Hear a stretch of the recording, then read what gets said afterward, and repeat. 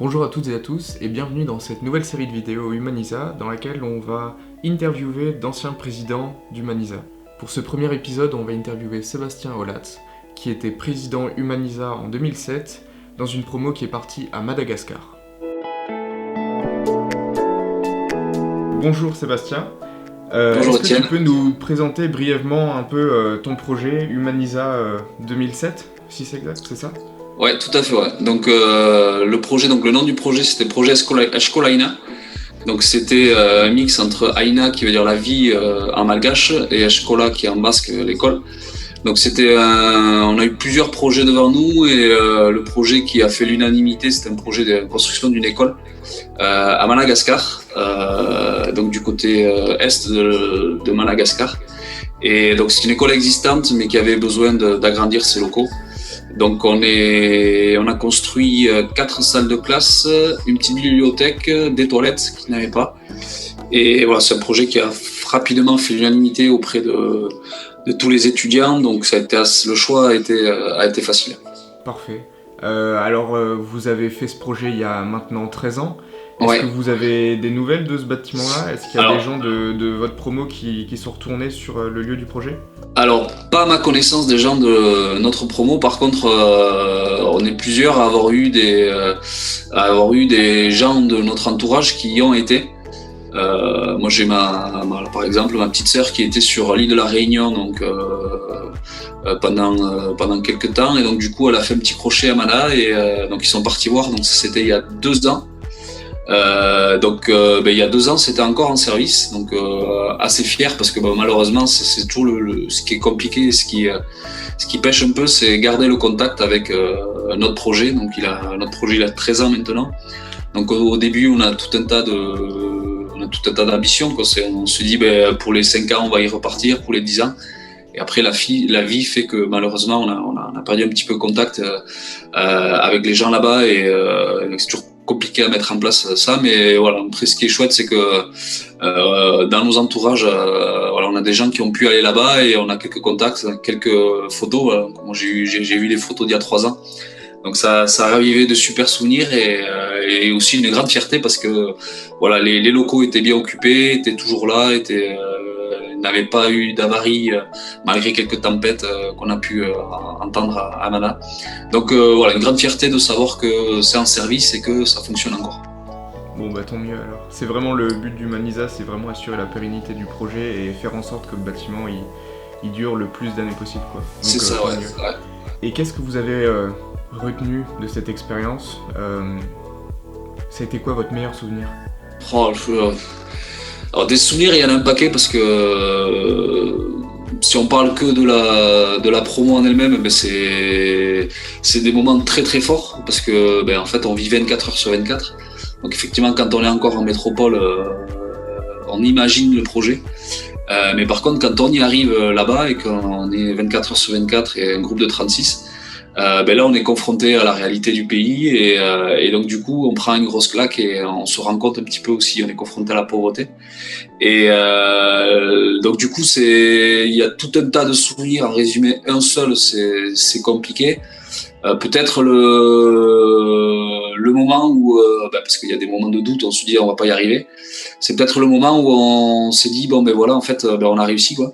Je me souviens d'un moment assez émouvant là où on se retrouve, on vient de terminer les peintures là et de faire quelques décos et de voir tous ces enfants autour de nous heureux et puis de se dire voilà, donc on a bossé pendant 2 ans pour monter le projet et puis de se dire c'est chouette, on a réussi.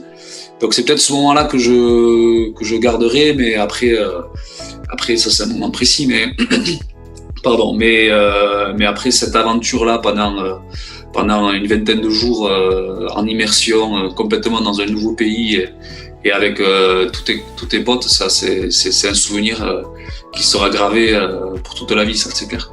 D'accord.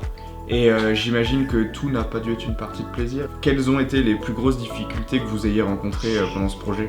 Il y a eu plusieurs phases, il y a eu notamment dès le départ là où on a pris alors rapidement eu la chance parce qu'on a trouvé ce projet là qui était super avec des besoins assez clairement définis qui rentraient bien dans ce qu'on pouvait faire. Après, il y a la partie financière, quoi. Donc, comme on monte un budget, et puis après, il faut aller chercher les sous.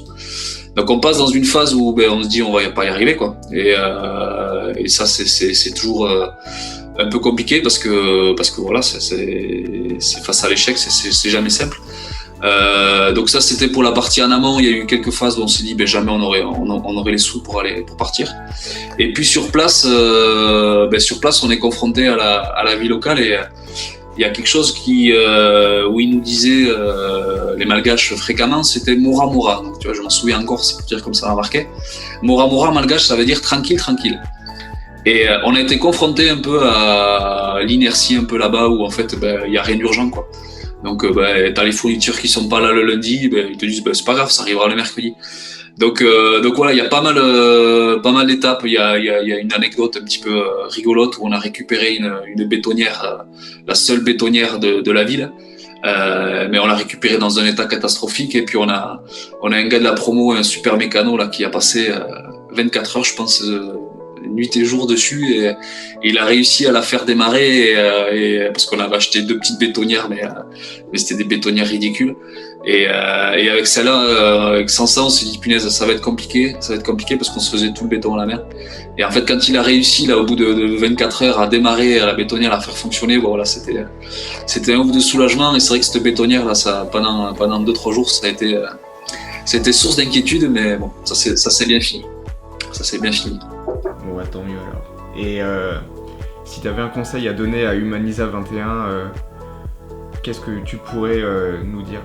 Le principal conseil, c'est de ne jamais rien lâcher. Voilà, parce que quoi qu'il se passe, il va y avoir des périodes de doute, que ce soit ici en France ou sur place là-bas. Mais en fait, il faut tenir le cap, quoi. C'est-à-dire qu'il faut mettre des jalons et planifier un petit peu toutes les étapes. Et puis voilà, il y a une obligation de réussite, parce que c'est un super souvenir, c'est des souvenirs à vie, c'est des relations différentes avec les collègues de la promo. Ça restera à vie. Voilà, il y a des choses qui sont gravées en nous, il y a des moments super qu'on a pu vivre grâce à ça. Donc du coup, faut surtout jamais rien lâcher. Voilà, il faut se dire que toutes les promotions avant ont réussi à le faire. Vous n'êtes pas plus idiots que les autres, donc vous allez y arriver. Donc voilà, il y aura des moments de doute, mais il faut tracer sa route et aller au bout, parce que c'est une super aventure. D'accord. Bon, merci pour le conseil alors. Et est-ce que tu peux dire et expliquer aux gens qui nous regardent aujourd'hui pourquoi est-ce que c'est vraiment, vraiment important de soutenir un projet comme Humanisa ? Alors, on s'en rend compte souvent après, mais faire un projet comme Humanisa, c'est se rapprocher un petit peu de votre future vie d'ingénieur. Parce qu'en fait, Humanisa, vous construisez quelque chose de A à Z. Donc vous allez chercher des financements, vous allez faire quelque chose de bien dans un nouveau pays.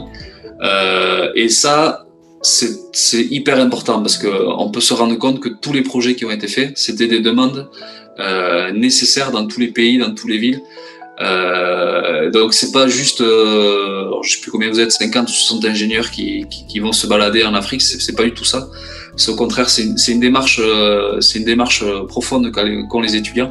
Et il faut vraiment les accompagner et les aider à mener ce projet au bout, parce que c'est quelque chose qui marquera en tant qu'homme et femme, bien entendu.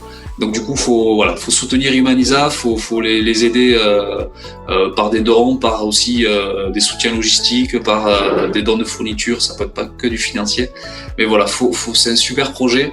Il faut que ça perdure, et il faut accompagner Humanisa. Voilà. Bon merci à toi alors pour cette interview, Sébastien.